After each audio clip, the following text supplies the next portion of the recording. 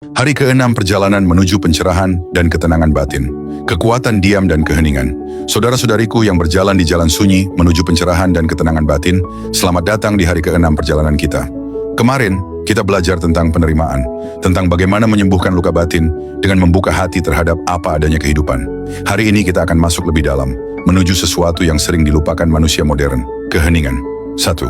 Keheningan, gerbang menuju pencerahan. Dalam kehidupan yang riuh ini, keheningan adalah anugerah yang langka. Kita hidup dalam dunia yang bising, dipenuhi suara notifikasi, percakapan, tuntutan, dan pikiran yang berlari tanpa henti. Namun, di balik semua kebisingan itu, ada ruang yang tak tersentuh, ruang hening, tempat jiwa kita bisa mendengar suara Tuhan, tempat kebenaran sejati berbisik dengan lembut. Keheningan bukan berarti tidak ada suara, tetapi ketenangan batin di tengah suara-suara dunia. Seseorang bisa duduk di tengah pasar dan tetap hening. Seseorang bisa berdoa di gereja yang sunyi, tapi pikirannya masih ribut. Keheningan sejati bukanlah kondisi luar, melainkan keadaan batin yang damai. 2. Keheningan dalam Taoisme, Wu Wei, bertindak. Dalam diam, dalam ajaran Tao, ada satu prinsip penting bernama Wu Wei yang berarti tidak bertindak secara berlebihan atau bertindak dengan keharmonisan alam.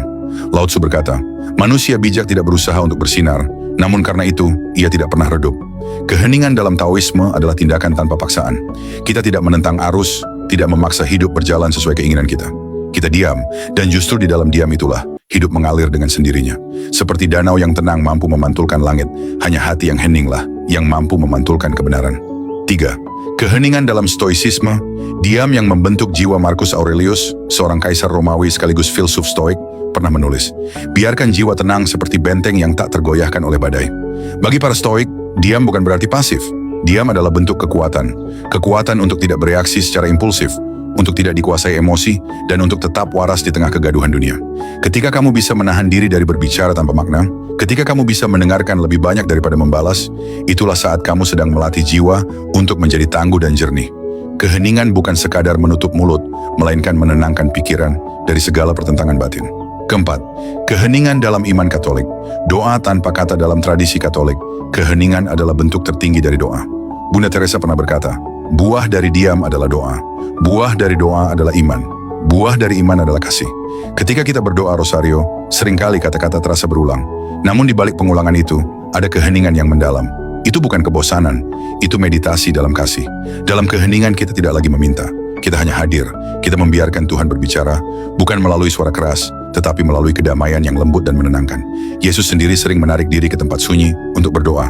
Itu bukan pelarian dari dunia, melainkan kembali ke pusat jiwa di mana Bapa hadir dalam diam. 5. Keheningan sebagai jalan penyucian diri. Keheningan membersihkan kita dari dua hal, kata-kata yang berlebihan dan pikiran yang liar. Setiap kali kamu diam, kamu memberi ruang bagi jiwamu untuk bernapas. Kamu memberi kesempatan bagi kebijaksanaan untuk berbicara. Dalam diam, kita mulai memahami bahwa tidak semua hal perlu dijawab, tidak semua serangan perlu dibalas, dan tidak semua masalah harus segera diselesaikan. Sebagian besar penderitaan manusia datang dari keinginan untuk selalu menanggapi. Tapi dalam diam, kita belajar bahwa tidak menanggapi pun adalah bentuk kebijaksanaan. Keheningan melatih kita untuk mendengar sebelum berbicara, memahami sebelum menilai, dan mencintai tanpa harus selalu menjelaskan. 6. Latihan hari ke-6. Menyelam dalam keheningan. Hari ini, aku ingin kamu melatih diam yang sadar. 1. Temukan waktu 10-15 menit di mana kamu benar-benar tidak terganggu. Duduklah tenang, tutup mata, dan tarik napas perlahan. 2. Rasakan keheningan di antara napasmu. Di antara dua tarikan napas, ada jeda kecil. Di sanalah kedamaian bersembunyi. 3. Jika pikiran datang, jangan lawan. Biarkan ia lewat seperti awan di langit. Katakan dalam hati, aku tidak harus berpikir sekarang. Aku hanya ingin hadir. 4. Akhiri dengan doa atau refleksi singkat. Jika kamu Katolik, ucapkan doa sederhana.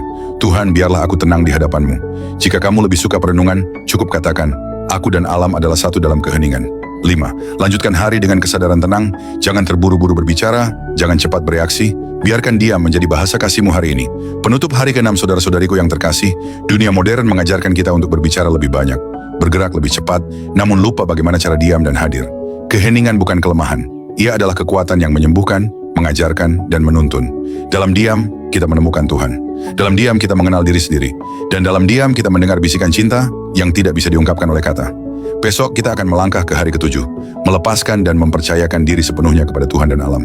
Tetaplah tenang, tetaplah hening, karena di balik setiap keheningan, Tuhan sedang berbicara dengan bahasa yang hanya bisa didengar oleh hati yang damai.